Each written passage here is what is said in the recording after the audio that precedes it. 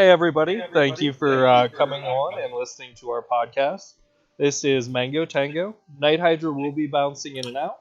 We have TheCutter, and we also have Tom from Tom's Epic Gaming joining us to talk about the March tournament. So if you don't mind, say hi, Tom. Hey, how's it going, everyone? I'm sure that they're all excited. Yeah, got So, into my streamer thing, so got to break that habit a little bit. well, the real thing is how did you get into Epic? Sure. So I was one of the first. I backed the Kickstarter when it originally came out. I backed at a high enough tier that I went out to White Wizard Games for a week to design a card. And then from there, I started a blog, and I've basically filled it with everything I've learned from the plethora of losses I've had for about 250,000 words on Epic alone so far. And I'm starting to show some pretty good results, so it's been pretty good. Well, it definitely is one of those nice things that you devoted that time to continuing to look back at every failure and find a way to build onto it and make it move forward and progress you into a great position. Mm-hmm. So much to learn, so much depth. Yeah. Backing on that, guys, and hello, terribly epic dads, and hello, Tom, Matt the Cutter here.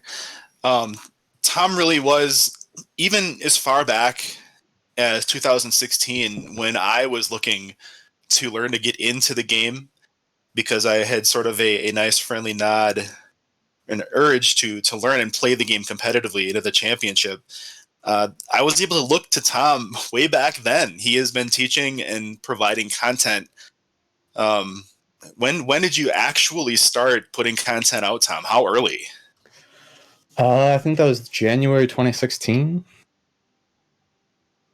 Yeah, I can double check, but and it's you learn gotten pretty significantly better since then. But there's still some good things back there. you learn pretty quickly that as a new player you can find the lists, but piloting them successfully is such a different thing. Mm-hmm.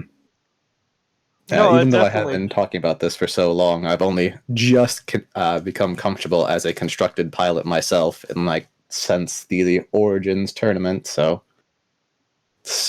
yeah. Well, it is one of those things that whenever you go and you do a Google search and you're trying to find out more about how to get into the game, how to build a deck, you do really find your website right away. Mm-hmm. Yeah, I've been really happy watching it go up and up on the Google search results. It's been pretty fun. No, it's definitely been a learning tool to allow us to move forward and even have a basis to start with where we feel comfortable with, okay, this is his breakdown, this is why he was playing things. And instead of coming in cold turkey to a game, it gave you those tools to start really moving forward. So definitely thank you for that. Mm-hmm. So let's just break off with what was the idea behind the deck that you decided to pilot for March? Sure. So just a quick overview of the deck. You can find the deck list on the app still, but it was my Sage Untartable list, which basically relied on Sea Titan, Kong, Steel Golem, and Misguide Herald to find them. And it was built for two main reasons. One, I wanted to get a Sage-centric deck into the meta pretty hard, so I've been trying to find one for a long time that worked well for me. And two, I wanted to absolutely crush and destroy Wild because I'm tired of seeing it, even though I absolutely recommend starting with Wild because it is a very good starting point. No, I've definitely that's where we looked at as like our first entry level deck was Sage Wild kind of combination where there's so much development that you can go there and then Mm-hmm. break into whatever aspect you like the most. Yeah. It has been consistently at least 50% of the field in all competitive tournaments. Even though it hasn't posted a ton of first places, it is just a incredibly solid deck with, as you said, a lot of different avenues for customization.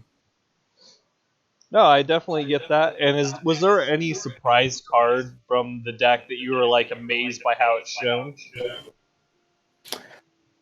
Helion was quite good for me, quite powerful. Like, I've always liked Helion as a card. It's one of my favorite design cards, but there's just so many powerful interactions with it. Like, even in the finals match against Tatian, when I had a pretty awful draw, just being able to use that to steal my opponent's Brachiosaurus and hit him in the face gave me just enough damage to win the game at the end. And that was off of a Misguide Herald where I was looking for other cards and just still a powerful effect.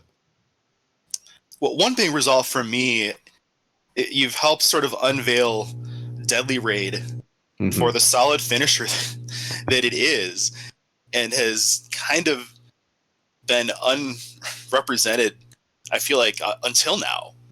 Yeah.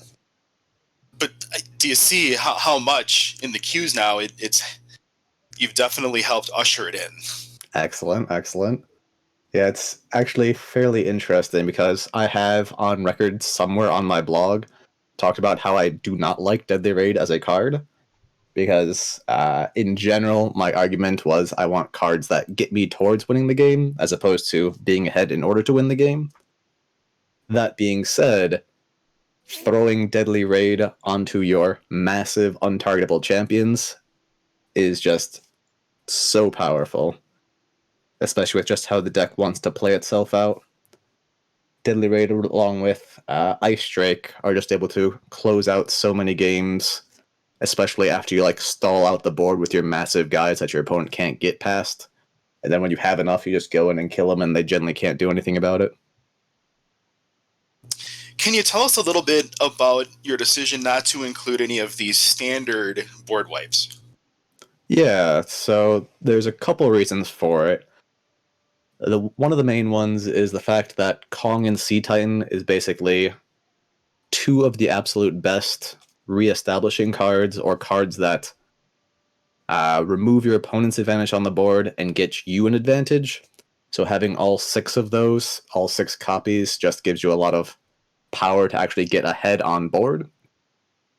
Once you get past that point, where more and more champions get into play, we still have our massive champions sitting around, and they're basically able to prevent our opponent from doing much attacking. So instead of us including board clears to deal with what our opponent is doing, our deck is largely trying to force our opponent to board clear us. And if they don't board clear us and just try and kill us, they're either sending in their attackers so they don't have as many blockers, which we have a lot of ways to get past blockers with Vanishing and Siren Song and stuff like that. And we'll eventually hit our Ice Drakes and Deadly Raids, so all of our champions that have stayed and played that we haven't cleared off will eventually just get in there and win us the game. So essentially, even just one Sea Titan or Steel Golem staying in play is such a massive threat, especially because we have Deadly Raid, that we're forcing our opponent to react to us as opposed to reacting to them, and having as few situations where we actually spend our gold before our opponent without getting ahead on board. So if that makes sense. Oh, it definitely does. Is there any cards that you would have liked to have changed out? Yeah, going into the tournament, I knew it was fairly weak against Kark, which I knew had some popularity because I knew Atlanta plays it. And I have talked about how I think it is probably the strongest overall deck in the format right now. And we threw in the Juggernauts particularly to deal with that matchup, but I shifted Vanishings into Siren Songs when I should have shifted those into Keeper of Secrets to hit the inner pieces primarily, and also the bodyguards that I had even more trouble than I was expecting. So that's pretty much the only changes at this point that I want to make, is drop 2 to 3 of the Siren Songs for an equivalent number of Keeper of Secrets. That was my next observation, was the lack of any sort of board clear. But it sounds like you've shifted to that. Now, Keeper definitely over, say, Amnesia. Amnesia is so staple to me. It doesn't seem to be in the discussion at all. Yeah, There's a few reasons why I like Keeper better in this deck. One, we're a Sage deck, so we can actually get that repeated triggers of the recycle, potentially. Two, we have a lot of zero-cost champions already, so throwing in more really strains our opponent's ability to use their zero-cost removal to deal with our champions. Our small guys, namely Shadow Imp and Force Mage and Warrior Golem. So both of those are really nice. We're also mainly just shooting for very specific cards. We care significantly less about turning off our opponent's recycle or playing around a potential like Army of the Apocalypse or Zombie Apocalypse, because we're trying to end the game in as few gold spends as possible, essentially. And as long as we can just get rid of those key cards that let our opponent continuously spend gold without having to spend turns drawing cards, or just using Bodyguard to negate our gold repeatedly. If we can just kill those to create the window we need to win the game, that's all we really need. And if we play it right before we play a 1-cost Sage card, we still get the recycle from Amnesia, and we're still hitting the 1 card we'd probably be hitting with Amnesia anyway. That we absolutely need to hit, that is. Yeah, all certainly fair. It's been a lot of fun to play, and again, I'm seeing a lot of different variants in the queues.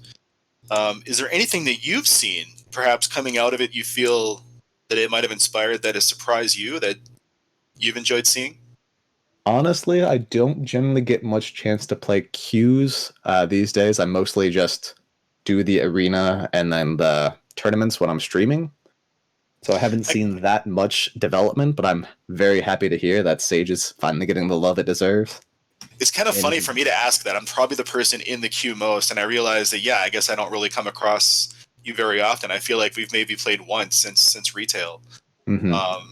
So I'm always up for challenges, and I'll take them from anyone, and I'll play those for sure, but... You heard it here, guys. Yeah, send them to me. Tomsepicgamin, all one word. Happy to play anyone, and happy to test out your jank with my jank, so... Well, this is a great question to ask because I have basically the top of the leaderboard for just average queue and then arena. So what comes across as the difference between those two? So generally, for arena, the fact that it's all real-time games is very appealing to me, and there's generally more people in that real-time queue than in the regular real-time queues, and that's the main reason why I play them. And that's pretty much it for me. Whenever I'm playing arena, I'm never really trying for top win streak or top wins at this point, because I've already accumulated, I think, 14 gold tickets, so I don't really need any more. But it also generally seems to have, in theory, higher motivation to play, so a bit more competitive games in theory. And it's nice to have an excuse to play different formats. Very true. Yeah, I agree. I think it's fun, the notion of sort of going in bounty hunting. Maybe you get to end someone's streak. Mm-hmm. That was pretty crazy seeing Epic Agenda's 74 game streak last week. Players don't know Derek yet, but they will. Yeah. Oh, yeah. Derek is. He's been playing for pretty much as long as I have, and he is incredible and has taught me a lot about fighting control decks. He actually brought the first control deck to the first Origins tournament and won with a 2-0-3 record because everyone timed out against him. Wow. After the first win. But yeah, very powerful player, great deck builder.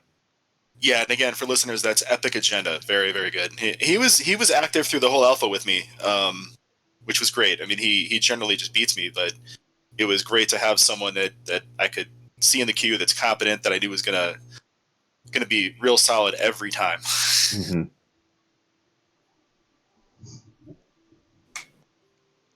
So with that in mind, it definitely is one of those things that every time I feel that when you get into arena, it is definitely a different style fight as opposed to just being in queue where you're more testing than willing to commit, I guess, considering a lot of the time you're committing gems to that play. Yeah. Like for me, since I backed at the Kickstarter tier that was fairly high, I have essentially an infinite supply of gems since I don't plan on buying too many cosmetics. So that doesn't really affect me much, and I'm still in the alpha mindset of free gems. But it's definitely a consideration. No, it definitely makes sense to play in that with what tools you have. So, was there any decks that you were surprised by that showed up during the March tournament that you played against? So all I played against was two cart lists, both of which made the finals. I beat one of them in time and rounds, and then I beat them again in the finals, and then I got lucky in that Tatian took out Atlanta, so I didn't have to fight him and lose to him. And then I just faced two wild decks, so it was pretty standard. Afterwards, I did play against Magnetic's deck with the Final Task, Knight of Shadows, Brave Squire, Go Wild, etc. And that beat me. And that's pretty much the only unexpected list I saw, but it does have that potential. Definitely makes sense there, where if it comes out and you're not necessarily in the best position for it, where it has a surprising take.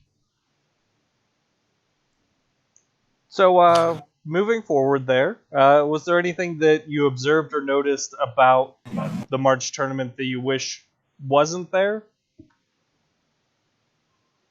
Um, Not really. I'm always happy if there's less wild decks because I want more diversity. But I think Kark is a very strong choice to play, especially the hard control version that Atlanta runs if you know how to run it. Because the only unfavorable matchup it has is champion based mid range wild, which is what John Tatian was running, but most other players generally favor other versions of wild. No, and we've definitely seen that as the evolutions come across.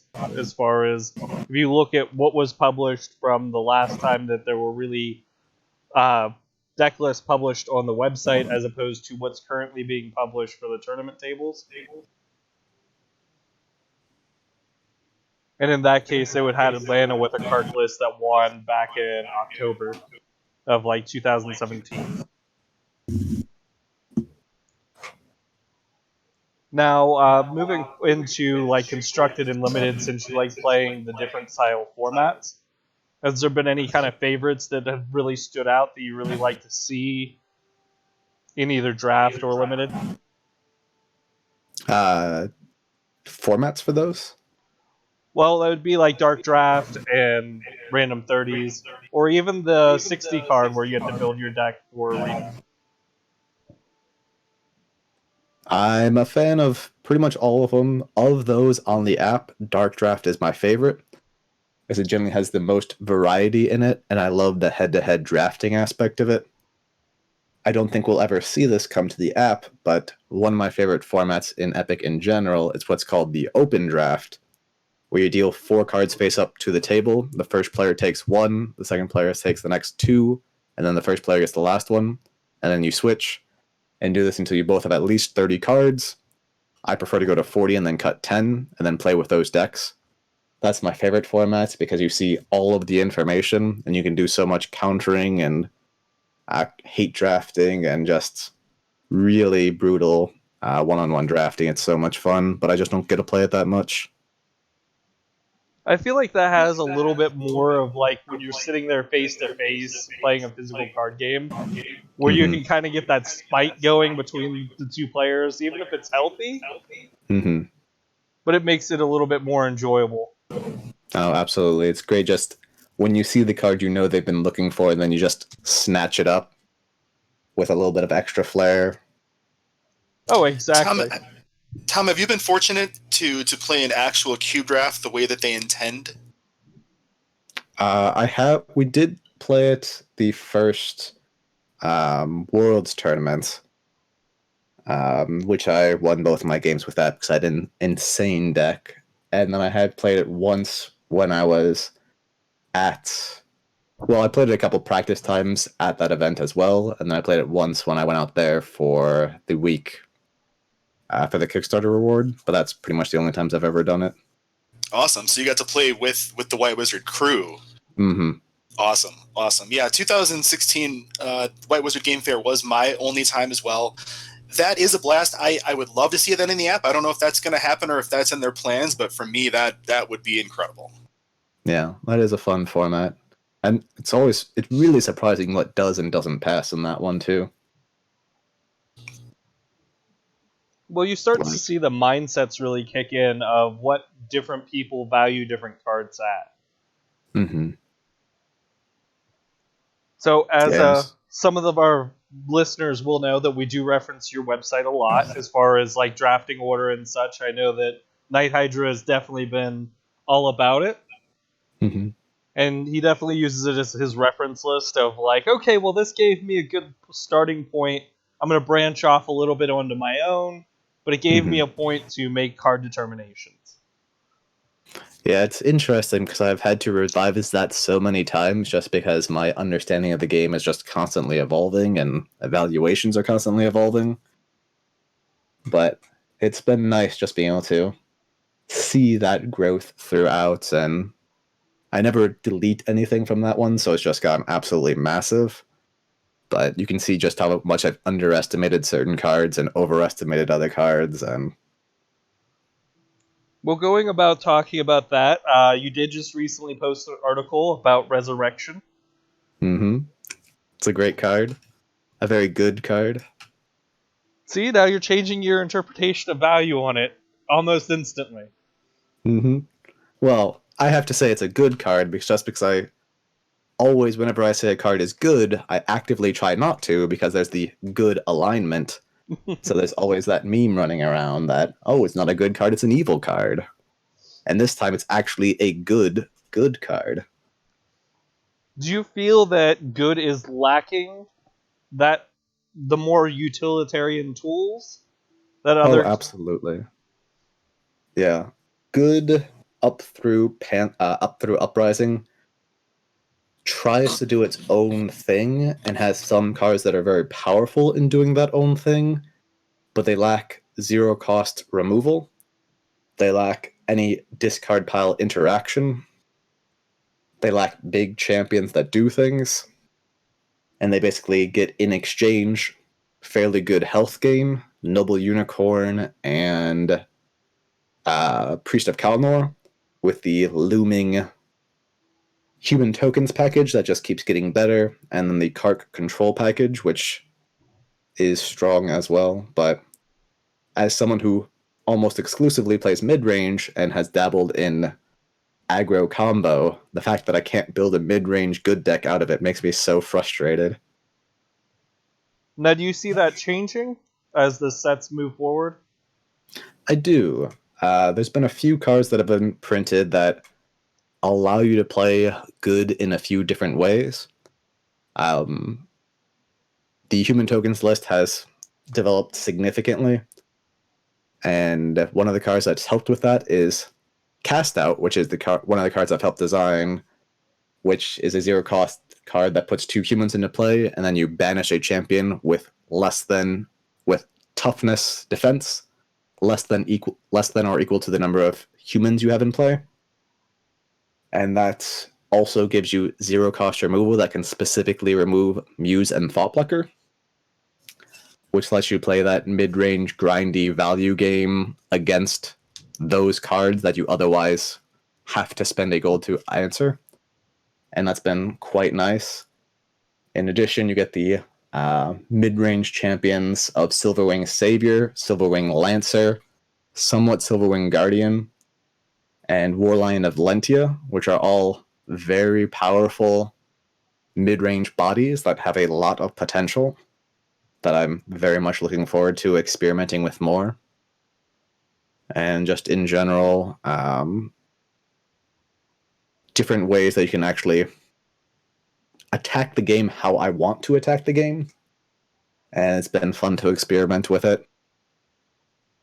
That being said, before Origins, I tried to build that deck so many times in so many different ways and just kept failing and dying miserably to Sam Black and Mike Segrist's mid-range wild list that I gave up. But after Origins, I found a different way to attack it, and that's the deck I'm really wanting to play. So you have that earmarked as the first deck to start playing with once the sets get released to the app? Exactly. Assuming we don't get the following sets after that, in which case I'll just make an even better version of that deck. But that would be, if there was going to be a tournament at Origins this year, which Origin has, of course, been postponed until October currently, that's probably the deck I would have played. Now, one of the things I will mention is that you brought up Muse, and I'm surprised that we're not seeing it more in the current meta, or decks showing up. Is there a reason for that?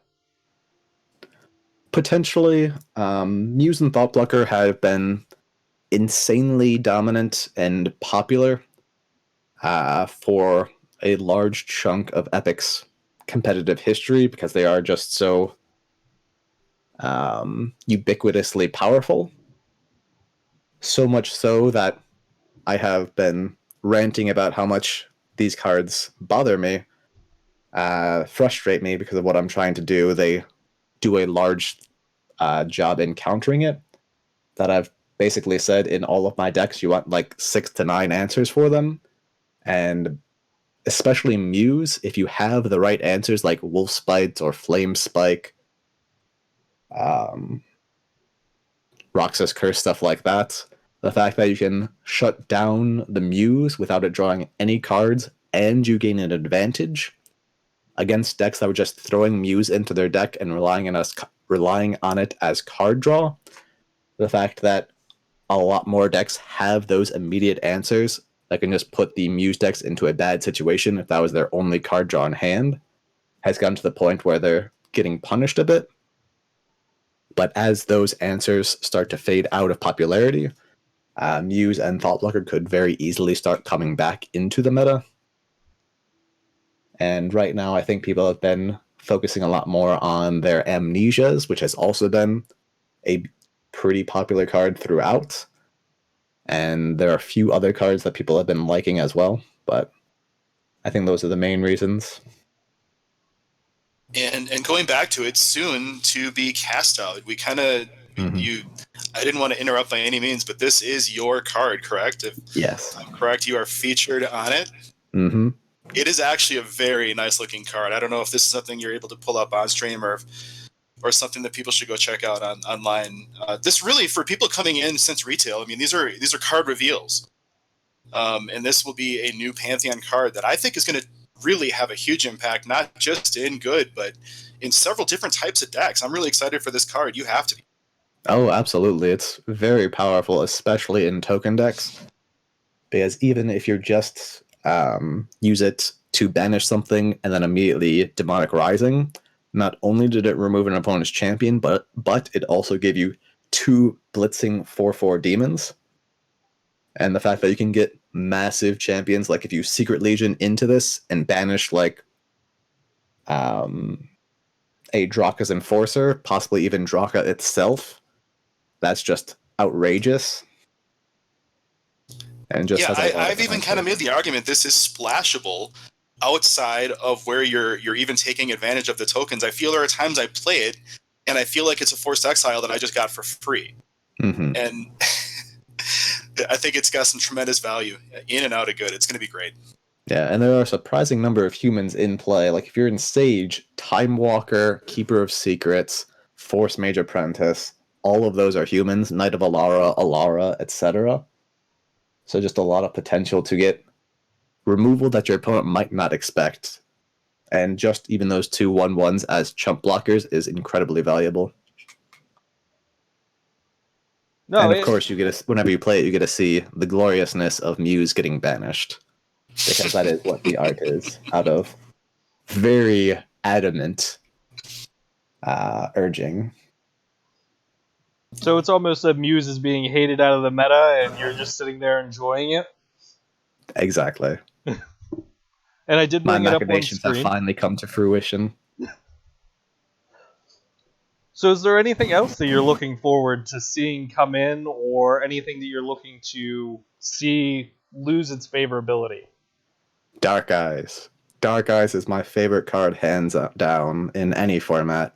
I'm not saying it's the best card in the game, but a 1-cost 8/7 airborne blitzer, when this damages your opponent, draw a card. It's just perfect. All of the stat lines hit exactly how you want them. Breaks all the 6/8s without breaking itself. Hits for a flame strike. Draws you a card. Faction independent. Has evasion.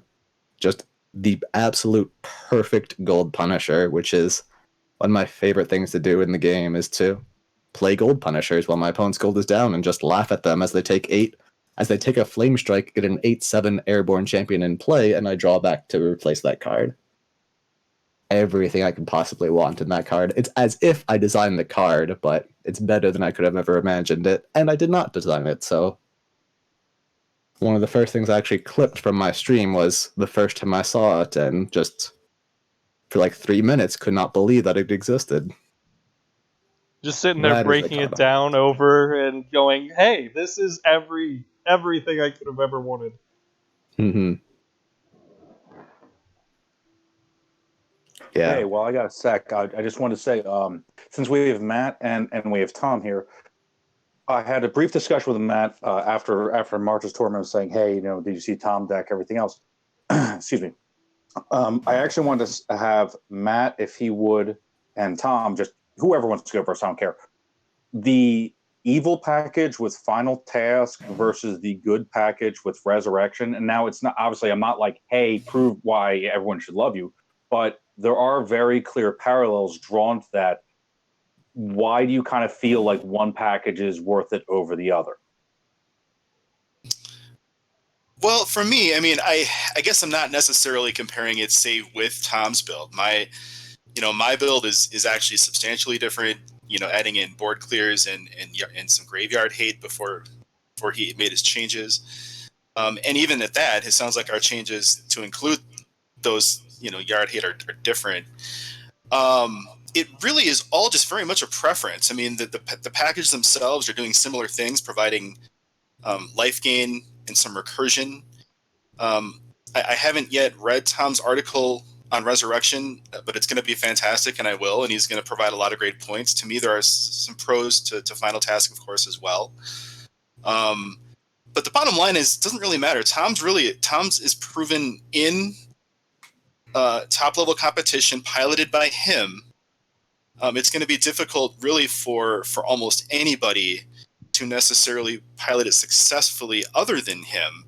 And I really encourage everyone to kind of take the shell and what he is doing and fit it to your preferences, whatever those may happen to be. Yeah, I do think customizing decks to how you enjoy playing the game is very valuable. If you wouldn't mind expanding on that a little bit, I wasn't quite sure. When you said that you don't think anyone will be able to pilot it as I piloted it? I'm simply saying it's so custom to you. Gotcha. That I don't know that the average player, especially considering the average player right now is newer, is going to have the same patience and knowledge and awareness to be able to play a deck without, say, board clears. That's something that you have obviously mastered, and that's awesome. I don't think the average player will be able to ramp up that control in quite the way you do and bait it and sneak it in for the win as consistently as you. I mean, I think that's obvious. I've had a lot of experience testing it. Well, just a lot of experience in general, but yeah, I would say, and then for your evil package, the rest of it is that just a 9-card package with Final Task, Drain Essence, and Guilt Demon, or something else? Boy, sorry, I didn't expect this question. Let me bring up my list. Give me just a sec here. Curiosity. While you're bringing it up, just one of the things that I do like over Resurrection over Final Task, since they are very similar, especially when targeting cards like specifically Mistguide Herald, Ice Drake, and to some extent Helium. And then, of course, you can use it with like Sea Titan or Steel Golem to attack for the win that same turn. One of the reasons why I like Resurrection so much is it's effectively as if you use it off turn, it's effectively as if you just surprise attacked in that champion. And when we're relying so heavily on Kong, Sea Titan, and Steel Golem, surprise attack on any of those is so incredible. So much so that even though Resurrection is not entirely reliable, since there are so many conditions you have to meet for it to be able to trigger, when it does, it's amazing. And when it doesn't, it's a draw 2. Yes, I did build and played your deck as is, and absolutely what Tom's does is puts itself into many situations where he's able to start off the turn with a fatty in play. And that isn't something that the Final Task is going to necessarily help me do. I did find my red package, by the way. It's 2 drains, 3 tasks, 1 zombie apocalypse. Mm-hmm. In zeros, it's actually 2 heinous feasts and 1 corpse taker. Gotcha.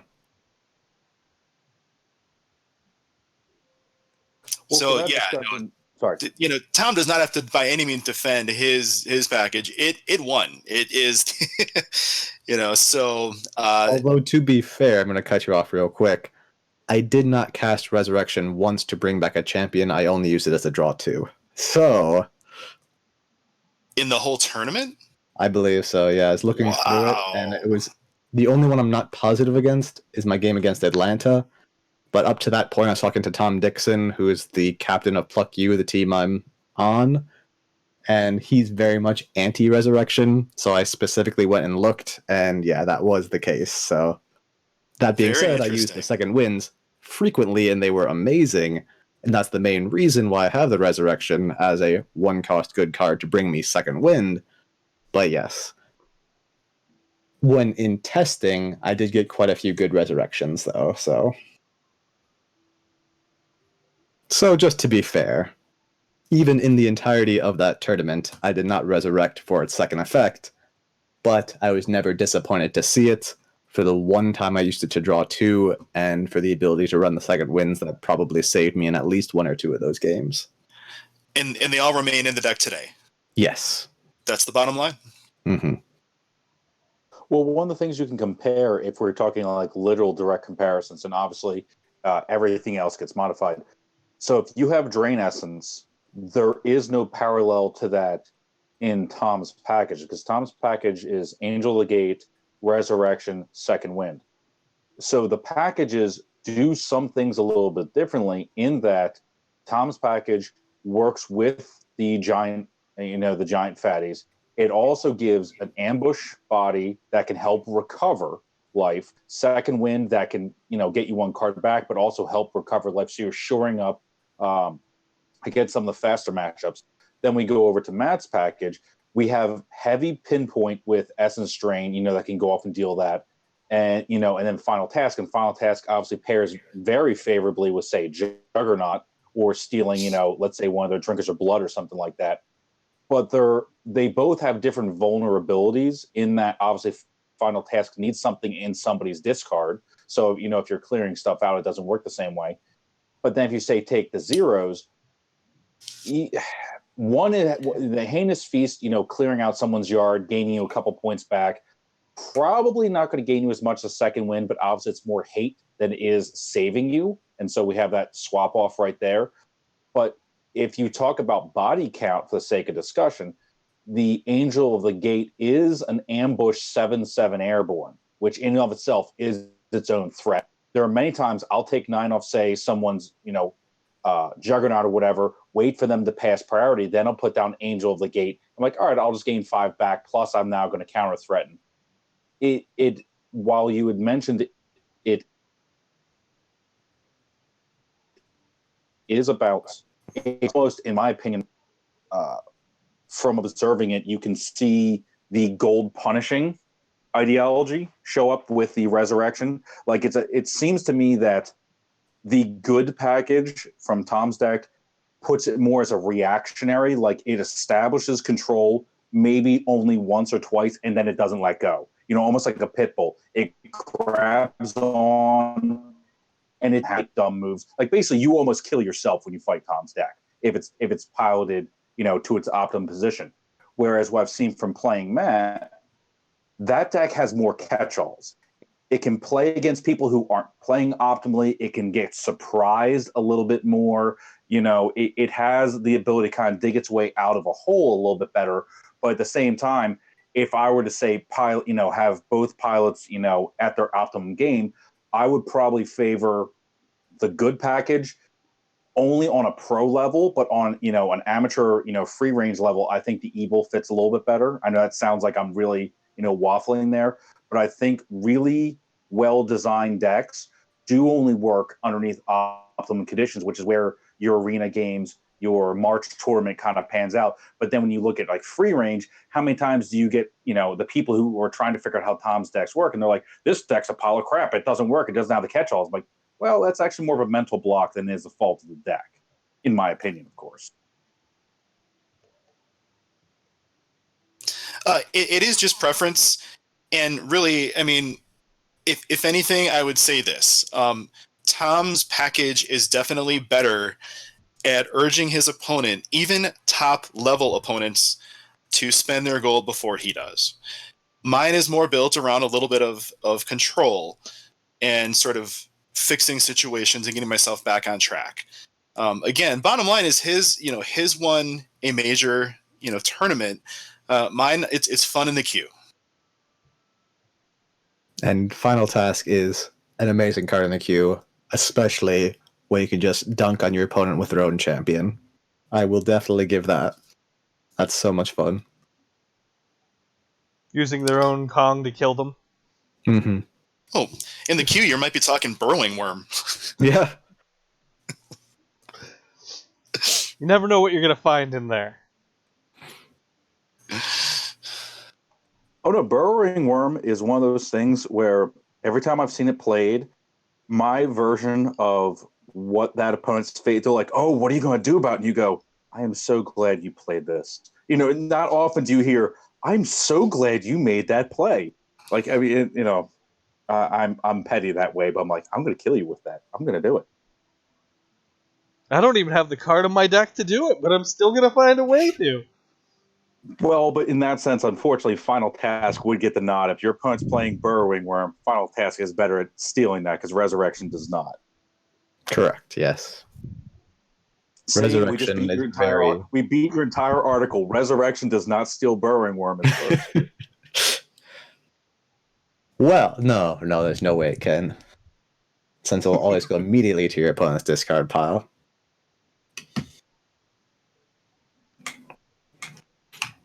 So is there anything else that you would like to see come into the competitive meta or the tournament meta where that you haven't seen it lately or haven't seen it at all? What I want to see happen, which I don't know is physically possible yet because of the card pool, is for a good mid-range deck to really take hold, and that's what I'm desperately trying to do. But right now, I have been unable to find it. So if someone else can find it, that would be amazing. I think the zeros coming in Pantheon, not just cast out like we already talked about, you previewed already, that the zeros in white are outstanding, and I think there's a bright future coming very soon. Mm-hmm. I mean, even down to that night, 6-3 Blitz. I mean, we're seeing, and I'm being a bad podcaster right now by not having that name handy.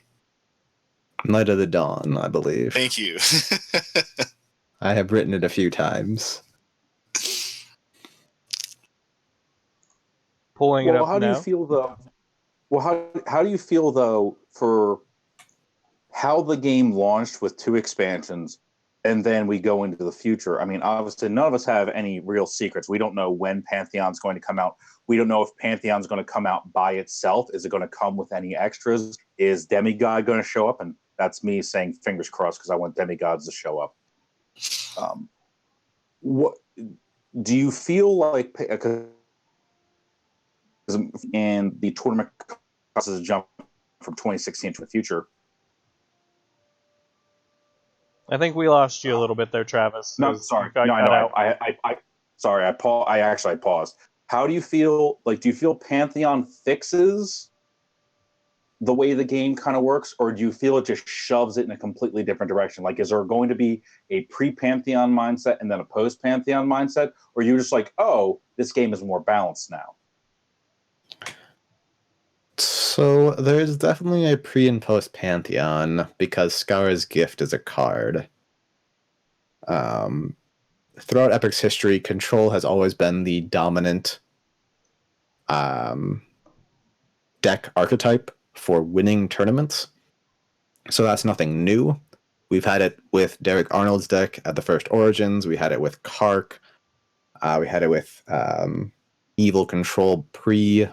Well, no, I guess it was with Scar's Gift, but it's just always been the deck archetype that the majority of people don't know how to fight against because they don't see it that often. With the app, that changes a bit because you see a lot more games from a lot of more different people. But Scar's Gift is an incredibly difficult card to play against if you're not actively targeting it, or they get very unlucky and don't draw any of them. And I think decks will have to become even more anti-control to keep up, because the really aggressive decks just struggle even more against Scar's Gift than they do against some other control decks. So that'll be really important to see.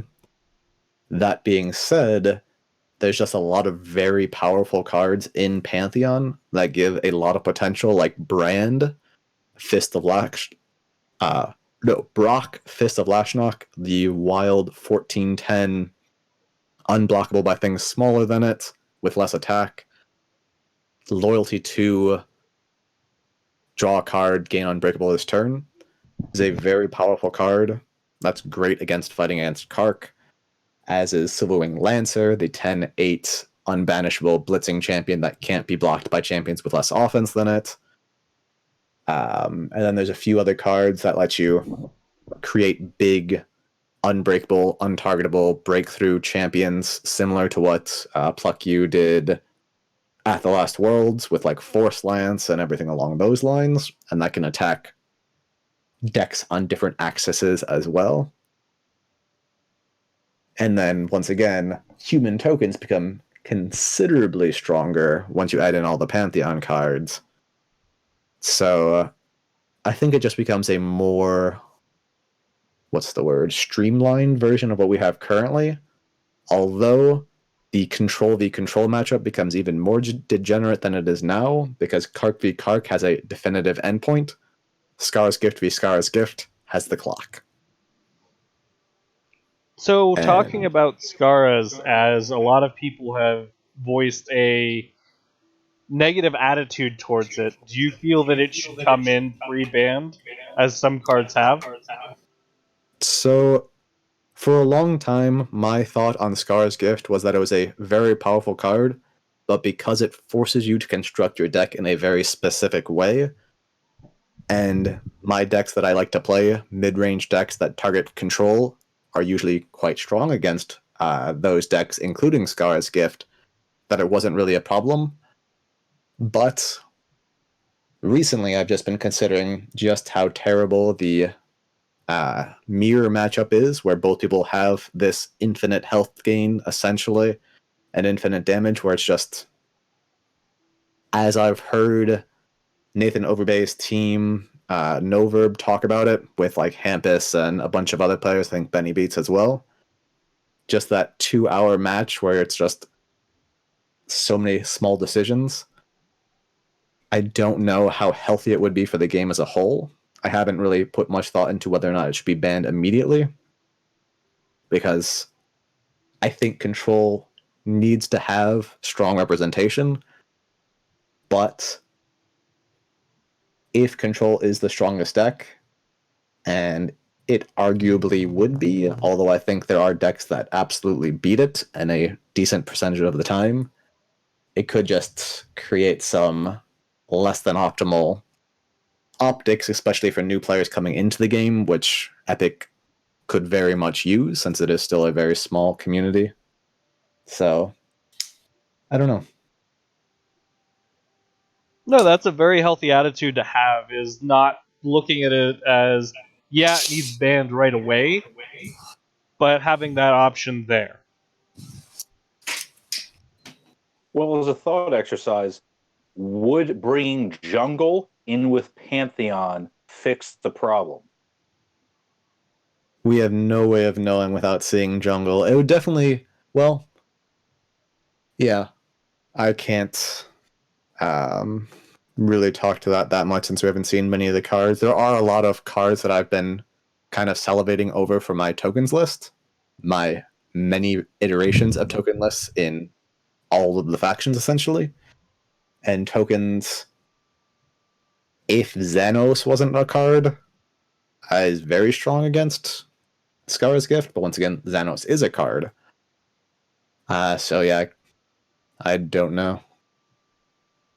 It definitely would create a longer period of experimentation where people try and fight against the deck, but it could make the deck even stronger, and it might, during that experimentation, I'm sure there are certain players that will just go to Scar's Gift immediately, and it can feel incredibly oppressive if people haven't figured out how to beat it, so I don't know. I mostly was just saying it because in Star Realms, they usually had probably close to a 2-year lag, give take. I think it was a year and a half plus between physical and digital. Mm-hmm. And obviously, in that time, you can make a lot of changes to how things work, either in the rules or in how sets are released. And I mean, like there could be changes, and I'll even pose it out there because I know White Wizards has not done it yet. A card could be restricted in the sense of in Magic the Gathering. The answer was you're only allowed one of this. Now, of course, then the problem becomes, well, if I get my Scar's Gift and you don't, does that? I mean, like there's a lot of ways where things can be fixed without breaking the card, without banning the card. It's again, I'm posing as a thought exercise, and we also don't even know when Pantheon's coming out. It's not like it's coming out in 2 days. Brace for impact. Yeah, it'll be interesting to see when it does come out, because like I said, I have written articles about it, and I do think the wild mid-range deck that I wrote a deck tech on is favored against the Scar's Gift deck, and I think the human tokens list is close to 50-50, but it's tough to say. If that's accurate, now obviously I'm not doubting you in the slightest. If that's accurate, then Scar's Gift is more of an annoying. Scar's Gift is more like Kark, where it's annoying, and yes, you can lose against it. But if there are two viable decks that can beat it, that seems fair in my opinion. Yeah, I don't think it's a question of whether or not the card is fair. I think it's definitely on the powerful end, especially if your opponent draws it very early. But there are multiple ways to attack it, like just by going super aggro, not in wild, but in more aggressive ways, like tokens that can actually win on the first or second turn of the game, which wild can't really. It takes like a few more turns, like maybe the third turn. Because if you can if you can force them to have the exact answers they need immediately in a deck that's designed around having answers to a lot of different things and then spending a lot of time drawing to find them, if you just completely eliminate that time to find the answers, you can attack it that way. And then once again, mid-range wild can just put on an infinite amount of pressure without having to frequently use a gold to just draw 2 cards, that it can swamp the evil deck unless they get like a massive Rift Summoner follow up into Demonic Rising and just kill the wild deck before the wild deck finishes them off.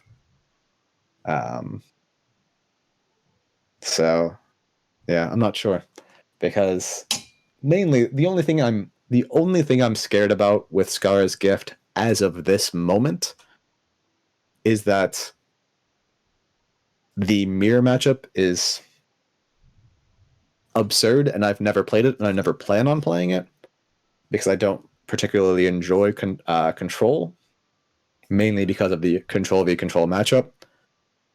But until people in general can figure out how to play to beat control consistently, it could be just very difficult to deal with. And I'm saying this having spent literally hundreds of hours coming up with control decks and trying to beat them after being absolutely steamrolled by them. So there's a lot of information, experience that can help mitigate the problem. And I don't know how much of an issue it would be on immediate impact, but something to consider. Yeah, I think that taking the fact that this still is a new product, I don't think that the general playing population is going to be playing Scar's Gift at a level that is oppressive right away. I think it's going to take a while for people to figure out what it is. People are going to see some lists, probably. Tom's going to probably help spread some lists. and they're going to play around with it and experiment, and over time, sure, I think that people are going to get pretty good with it. Obviously, we're focusing right now on the results of very, very experienced players who know how to exploit it. But in general, I mean, the card's not great in draft. I think to pre-ban, no one asked my opinion on this, but I think would be hasty, and I think we need to see how it plays out and find out what impact it really has on what's really going to be a meta consisting of many, many, many more players now. Yeah, I'd say that's definitely fair, because it is definitely a difficult deck to pilot, and it relies on a play style that's very different from what I generally talk about, and I think what most people generally play. So there is a huge learning curve before the deck becomes incredibly powerful in most people's hands. So I think that's definitely fair. No, Well, while I it's have great. both you. Sorry, go ahead, Brett. Oh, it's great to talk about that kind of idea and the future of how the game is going to expand. Well, speaking of that, I know I've talked to both you, Matt, and Tom. What are you experimenting with? What are you trying to push forward? Because I brought it up with Matt a couple episodes ago about how, even though we have the 2016 card base, it's not the 2016 meta. If either of you want to expand on how the meta is actually different, despite the fact that we have the same card base, or what are we experimenting with? What weird angles are you guys trying to come forward with? I guess before we see Pantheon, what is left to be explored? I know, Tom, you had mentioned about the good mid-range deck, but are there any other avenues that either of you are trying to push? Because I know some of Matt's answers, but at the same time, he still catches me off guard and beats me. So I know he's got. For me, I guess I'll go first. Tom's totally right. The glory days for human tokens are not here yet. But like many, I like playing around with them, and so I've been trying to hide a token package behind, say a Sage deck, or hide even a token package behind even just a wild deck. Had an amazing last night against CJ on the White Wizard game stream with the Sage wild token deck. Did not bring out a single token until I was down to 3 health. it managed to somehow still run them over with tokens. It was insane. So that's kind of what I'm doing. I'm always building, though. I like playing rogue stuff. What about you, Tom? So basically, whenever I'm building a deck, the main thing I'm trying to do is prove myself wrong, or prove everyone else wrong, where every time I've established or put out knowledge about about how something is correct, or why something is particularly good, or why something is particularly bad, I always want to prove myself wrong and figure out a way to make it incredible or crush the currently considered best or most popular decks. So, like, for these last two constructed tournaments, I've brought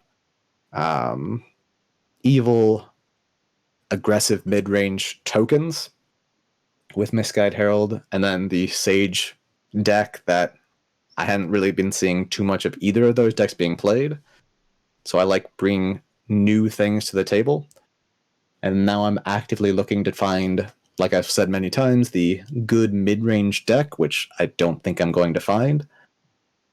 Or just, since I haven't brought a wild list to the tournament yet, I might just do that. But I'm trying to find new ways to attack my opponent. Like, one of the things I've talked about a lot is playing establishing champions on your turn, because they're so powerful, your opponent can't do too much to like destroy you with like a blitz champion or something on your turn if you spend your gold first. But one of the things that I found that's really problematic with that is exactly Thought Plucker and Rift Summoner as just two of the most dominating cards to play as an off-turn gold punisher if you don't immediately have an excellent answer for it. So in order to combat that, I've been experimenting a lot more with establishing on my opponent's turn, especially against control lists, because not only does this make Thought Plucker, Rift Summoner, and even Medusa significantly worse, because you can't play them while my gold is down when it's my turn. So many decks right now, especially control decks, have almost no on-turn gold punishers that they actively want to play turn one. So being able to just start by getting ahead on my opponent's turn, see them just draw cards because they don't have anything better to do, and then go into my first turn with that gold advantage, and then start attacking from there. I've had a decent amount of success with that. I'm also trying to figure out ways to just, instead of my usual kind of cat and mouse, try and play as few golds as possible to win the game, especially as few golds as possible before my opponent. I've been experimenting with trying to play a gold every single turn, regardless of whether or not my opponent has spent their gold. I have not had much success with that so far. And then just experimenting with some oldies but goodies like Army of the Apocalypse and stuff like that. So basically anything that isn't currently being played, like Final Task Burrowing Worm with Priest of Kalnor.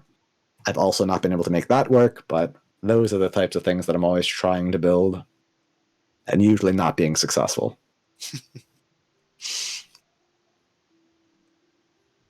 So is there any pet card that you have that you're sitting there and you're like, I want to try to get this in? Currently in the app, I'm sure there are multiple.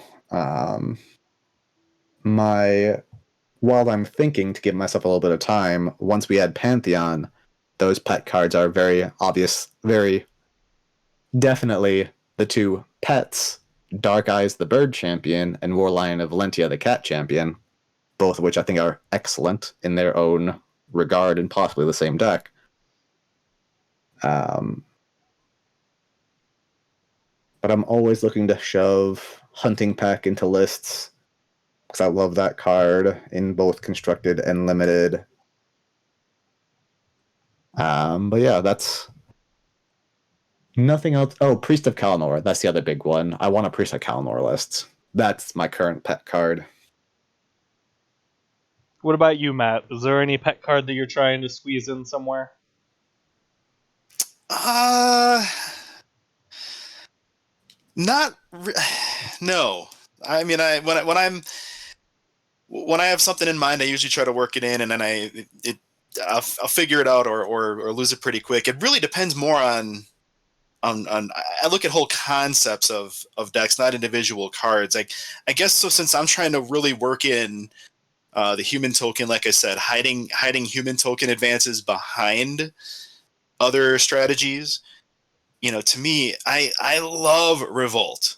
It is so powerful. And yeah, I'm enjoying that, and occasionally even grabbing it back with say reusable knowledge. I guess I can maybe go with that.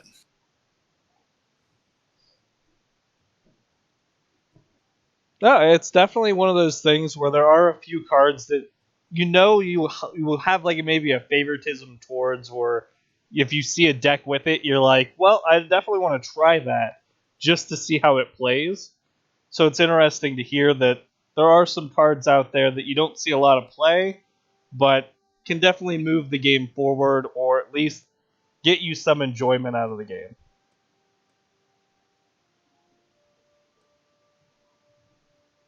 So is there any cards in like the limited format or anything that you feel really stand out? As we've been having a conversation back and forth between Travis and I about cards we really like to see show up in limited. So in general, I'm always looking for draw twos, zeros, and reestablishing champions, like Kong and Sea Titan. One of the things that kind of fits in a couple of those roles is Hunting Pack, in that it's a reestablishing card that creates a bunch of small tokens. So it's amazing at killing off some of the utility champions that you'll occasionally see, specifically Strafing Dragon, Misguide Herald, not Misguide Herald, Memory Spirit, um, Avenging Angel, and a few others, and then just having those 3 bodies to start attacking with. I love that. That's probably one of my cards that whenever I see it, I'm always super torn if there's any like obviously strong card in the pack like Kong. It's like I really want to take that Hunting Pack, and sometimes I've taken it over like Amnesia and all kinds of craziness. I love that card so much. It is one of the cards that I've argued with Travis about, explaining to me that it feels like it's doing more so, or it does so much more than most people expect it to do, especially if you already have 1 or 2 wolves in play. Yeah, that's always the best when you have like a couple wolves, like you said, and then you kill something even bigger, and then your opponent's like, "Oh crap, am I gonna die next turn?"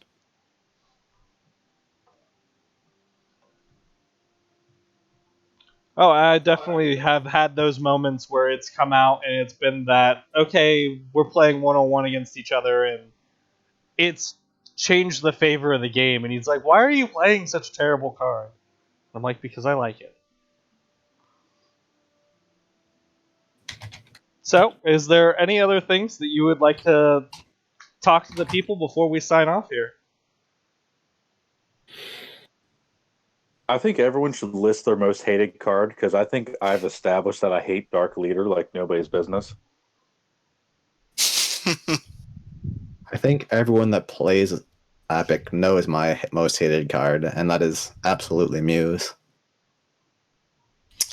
For me, I feel like it's shifted over time. I think Tom alluded earlier that it felt earlier in the app, say early in the alpha especially, that Plucker was just nonstop. It seems to me now so many games are decided by Drain Essence. It's become a card that I hate to say it, but I've kind of fallen to start hating. No, I can definitely see that for all of those cards. Probably my most disliked card right now is going to be Avenging Angel. Just from the limited amount of play that I've had with it, where it comes in and you have to find an answer for it during limited, and you're not usually going to have that answer. That's interesting. So you hate it opposite the reason I do. It's been actually getting you, where I feel like when I play it, people always have the answer, and I find myself not taking it. It's one of those things where I will pass it knowing that I have answers for it, but there are times where it's like, if it's at the beginning of the game, do you really want to have to force your playstyle down and not just take it for yourself? Yeah, when she works, it's miserable. So with that, I'm going to have a sign off. Definitely check out tomsepicgamin.com. That is where you will find the article that is all about Resurrection. And he explains why it's terrible at the beginning and then gives you a reason why you should look into it. Do you feel that's a fair summary of your article and why they should go read it? I think I might expand on it a little bit more because I'm like to write epics for all my articles, but since makes sense with the epic card game. But yeah, I'd say that's fair. But yeah, definitely check him out. Check out all the stuff on his site. There is a lot of information, and since there is so many words that he's typed about the game since 2016, that it gets you a foundation and gets you started in a way that when you approach the app, you're not going to feel that you are diving into the deep end. You're going to have that flotation device there that's really going to help you out and at least give you some understanding of what you're trying to achieve. So thank you very much, Tom, for coming on. Thank you very much, Matt, for coming on. Yeah, Definitely guys, enjoy thanks for having having you me both. on again. Really good talking to you, Tom, and look forward to hearing more from the cast. Definitely. So, as I like to say, tell your friends about it. Bring them in. Definitely have a good time with them. Tell your enemies as well, because if you can't beat them, we will. Because that's pretty much how the game goes. But thank you guys, and have a wonderful evening. Also, don't challenge me. Really challenge him. He absolutely loves it. He only says that because he feels a little overwhelmed right now. But send your challenges.